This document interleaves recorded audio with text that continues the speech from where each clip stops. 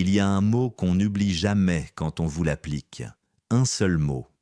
Je m'appelle André Tessier, j'ai 86 ans, et le jour où ma propre fille m'a appelé un fardeau, j'ai pris la décision la plus étrange et la plus libératrice de toute ma vie.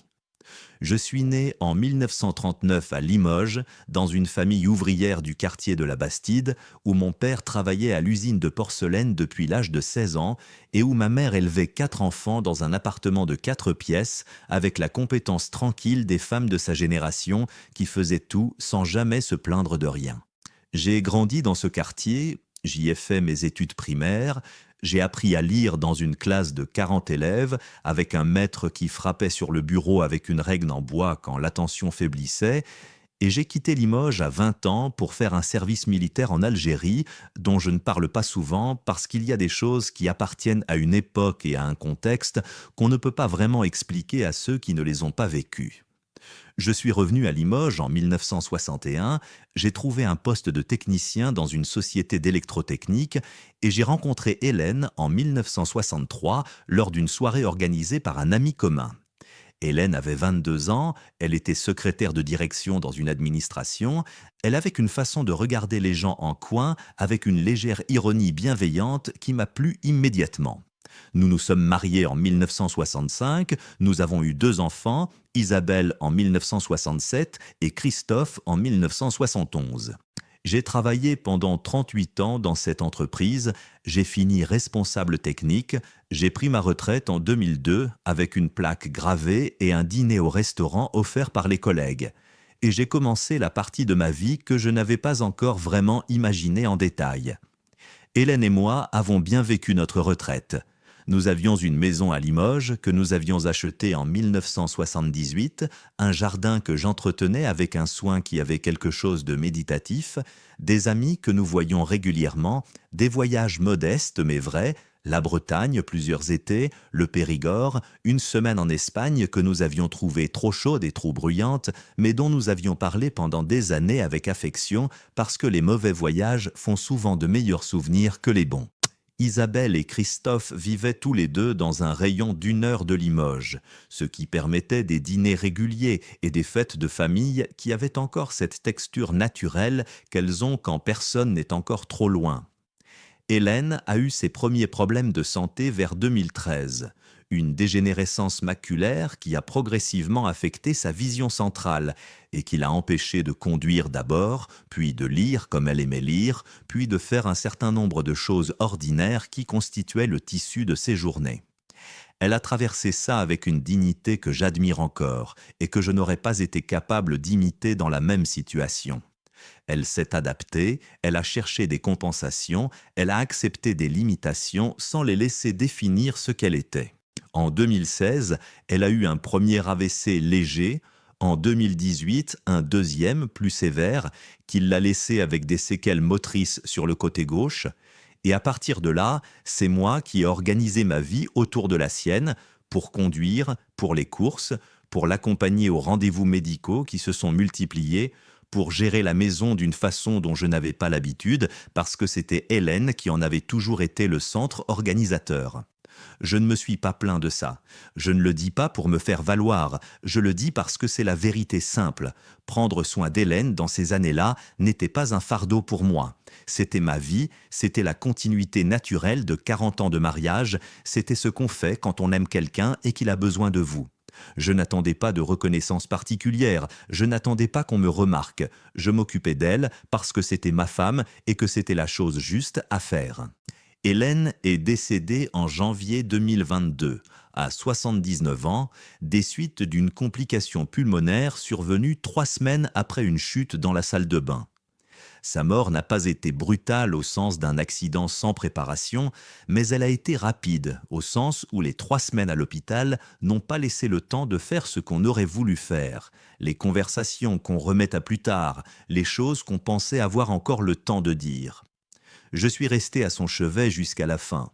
Le dernier soir, elle a serré ma main 2 fois de façon distincte et je ne sais pas exactement ce que ça voulait dire, mais je l'ai reçu comme ce que je voulais qu'il soit. Les mois qui ont suivi ont été ce qu'ils sont après la perte de quelqu'un avec qui on a partagé 57 ans. Je ne vais pas les décrire en détail parce que ce n'est pas le cœur de ce que je veux vous raconter. Ce que je veux vous dire, c'est ce qu'il s'est passé avec Isabelle dans les mois qui ont suivi. Isabelle habite à Brive-la-Gaillarde, à 1 heure de route de Limoges. Elle a un mari, Bertrand, qui est expert comptable, 2 enfants adultes qui ont quitté la maison et une vie bien organisée autour d'habitudes précises qu'elle défend avec l'énergie des gens qui ont besoin de structure pour se sentir en sécurité. Je n'ai jamais eu avec Isabelle la relation simple et naturelle que j'avais avec Christophe, non pas parce que je l'aimais moins, mais parce qu'elle ressemble à sa mère dans ce qu'Hélène avait de plus exigeant et que j'avais parfois du mal à rejoindre dans cette exigence-là. Nous nous aimions, Isabelle et moi, mais avec cette distance légère qui caractérise certaines relations parents-enfants où l'amour est réel et la compréhension mutuelle reste partielle.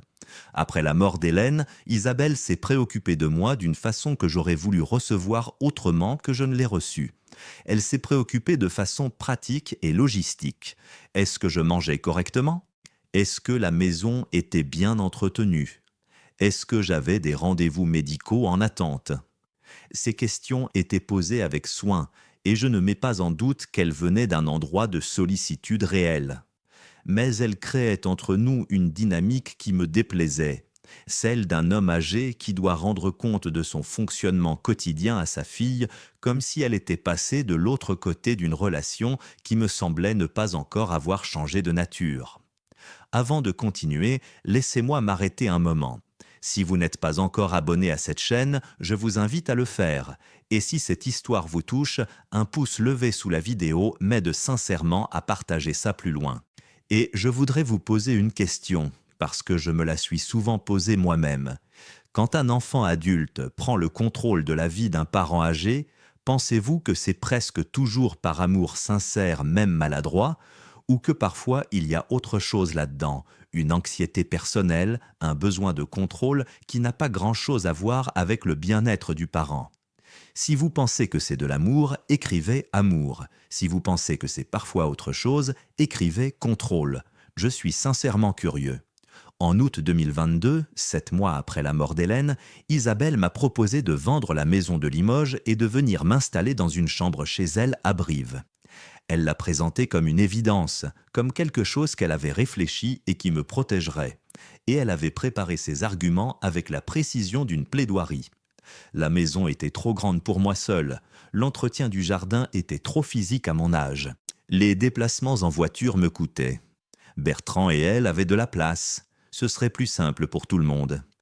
Je l'ai écouté jusqu'au bout, j'ai dit que j'allais y réfléchir, et quand je suis rentré chez moi ce soir-là, j'ai marché dans mon jardin pendant 1 heure en regardant les rosiers qu'Hélène avait plantés en 1982 et que j'entretenais depuis avec une attention que je n'aurais pas su décrire avec précision, mais qui était là, constante, comme une façon de continuer à avoir quelque chose à faire pour elle. J'ai dit non à Isabelle 2 semaines plus tard. Je lui ai dit que j'appréciais sa proposition, que je comprenais qu'elle venait d'une préoccupation sincère, mais que je n'avais pas l'intention de quitter ma maison ni de m'installer chez elle. J'ai dit ça calmement et clairement, et j'ai cru que la conversation était close. Elle ne l'était pas. Isabelle est revenue sur le sujet en octobre, puis en décembre. Chaque fois avec de nouveaux arguments, chaque fois avec une pression légèrement accrue, et chaque fois j'ai maintenu ma position avec la même tranquillité que la première fois. En février 2023, lors d'un dîner chez elle à Brive, auquel Christophe assistait aussi, la conversation a pris un tour que je n'avais pas anticipé. Isabelle a commencé à parler de ma situation comme si j'étais absent de la pièce, ou comme si ma présence ne requérait pas qu'elle ajuste ce qu'elle disait. Elle a parlé de la maison comme d'un problème à gérer, elle a parlé de mes déplacements comme de risques inacceptables, et à un moment, dans un échange avec Bertrand que je ne pense pas qu'elle ait voulu que j'entende de la façon dont je l'ai entendu, elle a utilisé ce mot. Elle a dit que mon refus de bouger compliquait les choses parce que papa était devenu un fardeau dont personne ne savait quoi faire. Il y a eu un silence. Christophe m'a regardé. Isabelle a réalisé que j'avais entendu et elle a commencé à reformuler, à expliquer que ce n'était pas ce qu'elle voulait dire que la situation était difficile à gérer à distance, pas que j'étais moi-même un fardeau. Je ne me suis pas mis en colère, je ne me suis pas levé de table. J'ai continué à manger mon plat principal avec le calme de quelqu'un qui vient de recevoir une information importante et qui n'a pas encore décidé quoi en faire. En rentrant à Limoges ce soir-là, j'ai pensé à ce mot pendant tout le trajet. Pas avec de la rage, pas avec de la tristesse non plus, ou du moins pas principalement. Avec quelque chose de plus froid et de plus clair, une sorte de lucidité sur la situation telle qu'elle était vraiment, débarrassée des habillages polis qui l'avaient rendue moins visible jusqu'alors. Je n'étais pas un fardeau, je ne me sentais pas comme un fardeau. J'avais ma santé, ma tête, mon autonomie complète, mes habitudes, mon jardin, mes quelques amis encore vivants, ma maison que je connaissais dans chaque recoin. Et pourtant, ma propre fille, qui m'aimait à sa façon, avait utilisé ce mot pour me désigner dans une conversation qu'elle croyait privée. Ce mot disait quelque chose de réel sur comment elle me voyait, sur comment peut-être certaines personnes autour de moi me voyaient. Et cette réalité méritait une réponse. J'ai passé plusieurs semaines à réfléchir à cette réponse. Pas de façon précipitée, pas sous le coup de l'émotion, mais avec la patience d'un homme qui sait que les décisions importantes se prennent après que l'agitation initiale s'est posée. Et progressivement, une idée a pris forme, une idée que j'aurais trouvée extravagante quelques mois plus tôt et qui me semblait maintenant non seulement raisonnable, mais nécessaire. J'allais vendre la maison de Limoges. Pas pour aller vivre chez Isabelle, pas pour aller dans une maison de retraite, mais pour faire quelque chose que ni Hélène ni moi n'avions jamais fait, quelque chose que nous avions évoqué une ou deux fois comme un rêve de conversation du dimanche soir sans jamais le prendre au sérieux. Partir vivre dans un endroit que je n'avais pas choisi par défaut ou par habitude, mais que je choisirais délibérément et librement, à 86 ans, pour moi seul. J'ai commencé à chercher.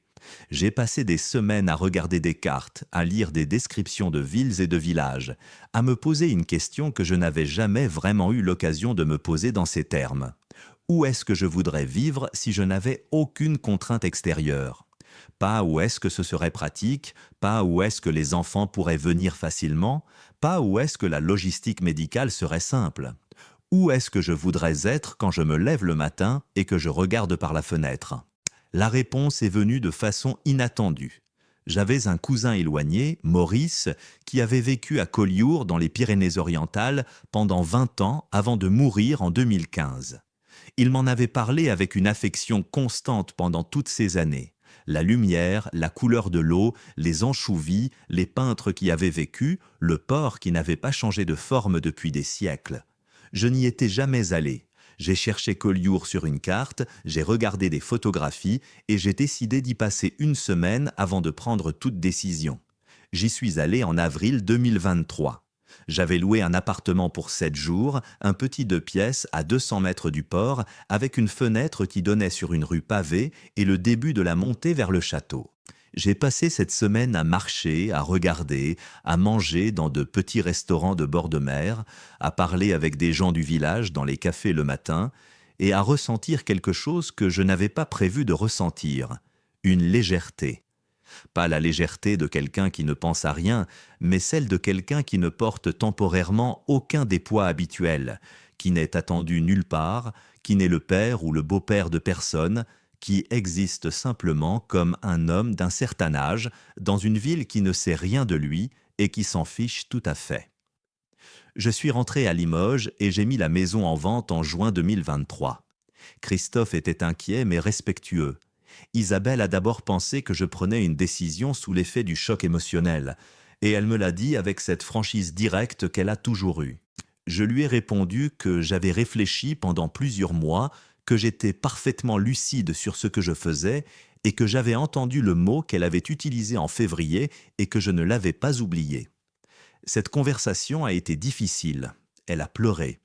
J'ai compris dans ces larmes-là qu'elle ne m'avait pas dit ce mot avec l'intention de blesser, qu'elle était épuisée par une inquiétude réelle qu'elle ne savait pas gérer autrement que par le contrôle, et que quelque chose dans notre relation s'était progressivement dévié vers un endroit où elle ne me voyait plus comme son père, mais comme un problème à résoudre.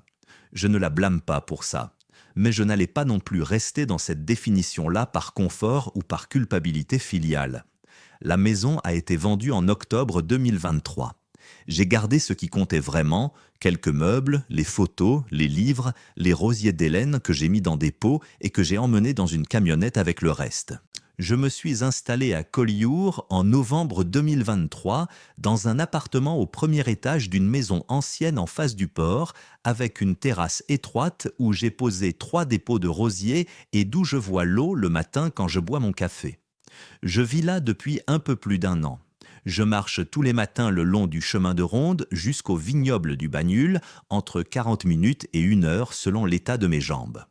Je mange souvent au même restaurant le vendredi soir, une table de coin où la patronne connaît maintenant mes habitudes et me réserve une bouteille de Collioure rouge que nous avons identifiée ensemble au 3e mois.